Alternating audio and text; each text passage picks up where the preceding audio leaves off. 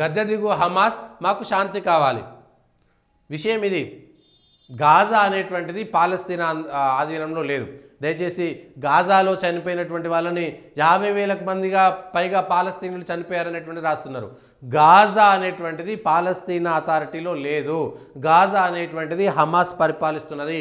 Hamas అనేటువంటిది తీవ్రవాద సంస్థ. ఒకసారి ప్రజలు అర్థం చేసుకోవాలి. ఇవాళ ఆఖరికి ఏమైంది, ప్రజలు తిరగబాటు చేస్తున్నారు. 50,000 మంది చచ్చిపోయి ఇబ్బంది అయిపోయిన తర్వాత ప్రజలు ఇప్పుడు ఇబ్బంది పడుతున్నారు. అరే హమాస్ తీవ్రవాదులారా వెళ్ళిపోండి, మేము స్వేచ్ఛగా బతుకుతామని.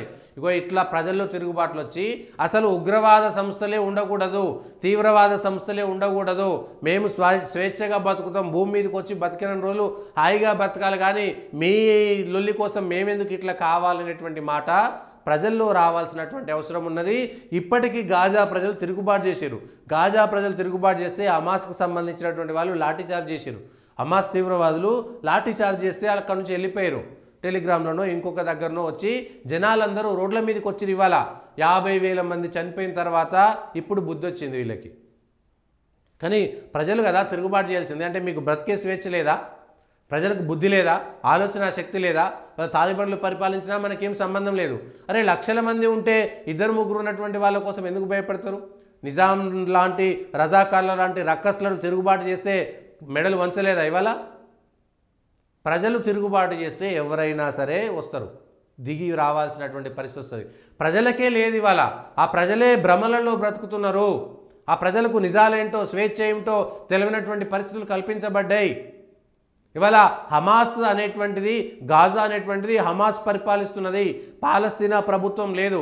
మన మీడియా కూడా అట్లాంటిదే చెప్తున్నది. గాజా అనేటువంటిది పాలస్తీనాకు సంబంధం లేనటువంటిది. గాజా వదిలిపెట్టి మిగిలింది మాత్రమే పాలస్తీనా. పాలస్తీనా ప్రజలు స్వేచ్ఛగా ఇజ్రాయెల్ పోతున్నారు, పాలస్తీనాకు పోతున్నారు, జెరూసలేంకు పోతున్నారు, వస్తున్నారు. కానీ గాజాలో ఉండేటువంటి వాళ్ళు మాత్రమే హమాస్ చేతిలో బందీలుగా ఉన్నారు. అక్కడ ఉన్నటువంటి తీవ్రవాదులు ఇక్కడ ఉన్నటువంటి ప్రజలని, లేకపోతే పిల్లలని, స్కూళ్ళని, ఆసుపత్రులని అడ్డం పెట్టుకొని తీవ్రవాదాన్ని పెంచి పోషిస్తున్నారు. ఆ గాజాలో తీవ్రవాదం ఉందని ప్రపంచ దేశాలంతా గాజా ప్రజలకు సాయం పంపిస్తే ఆ డాలర్లు వివిధ దేశాలకు సంబంధించినటువంటి మొత్తం డబ్బులన్నిటినీ తీవ్రవాద సంస్థలు తీసుకుంటున్నాయి. ఒక్కసారి ప్రజలు ఆలోచించాలి. వాళ్ళ భారతదేశంలో కూడా తీవ్రవాదులు దాడులు జరిపితే ఎవరెవరు వ్యతిరేకంగా ఇవాళ ర్యాలీలకు వచ్చింది? ప్రజలు ఒకసారి ఆలోచించాలి. గాజాలో వేల సంఖ్యలో జనాలు చచ్చిపోయిన తర్వాత తీవ్రవాదులకు సంబంధించినటువంటి అంశం పైన ప్రజలు తిరుగుబాటు చేయాల్సినటువంటి పరిస్థితి వచ్చింది. ప్రజలు తిరుగుబాటు చేయాల్సినటువంటి అవసరం వచ్చింది. ప్రజలు ఒక్కసారి ఆలోచించాల్సినటువంటి అవసరం ఉన్నది. ఏమిటి ఇది, ఎందుకు ఇట్లా, ఏంది, మనం ఎందుకు చేయాలి? రేపు నక్సలైట్ల మీద కూడా తిరుగుబాటు వచ్చింది మొన్న ఏటూరు నాగారంలో. అరే మీరు చేయబట్టి మమ్మల్ని కోవట్లు లెక్క చంపుతున్నారు, మీరు పెట్టిన మందుపాత్రలల్లో మేము కూలీలకి, అడవులకి, మా పనుల మీద పోయేటోళ్ళకి మందుపాత్రలు వెళ్ళి చచ్చిపోతున్నారు.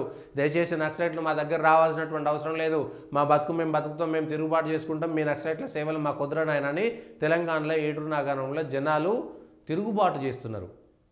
ఇవాళ ఉగ్రవాదుల పైన కూడా తిరుగుబాటు చేస్తున్నారు. ఇప్పటికే గల్ఫ్ దేశాలు కూడా మా దేశంలోకి ఎవడైనా సరే ఇట్లాంటి ఎక్స్ట్రీమిస్ట్ వస్తే పాకిస్తాన్ వాళ్ళని ఎలగొడుతున్నారు అక్కడికి వెళ్ళి. మీరు వస్తే మా దేశాలు నాశనం అవుతున్నారని. సో ఇదే జరుగుతుంది అనేటువంటి విషయాలని ఒకసారి అర్థం చేసుకోవాల్సినటువంటి అవసరం కూడా ఉంది.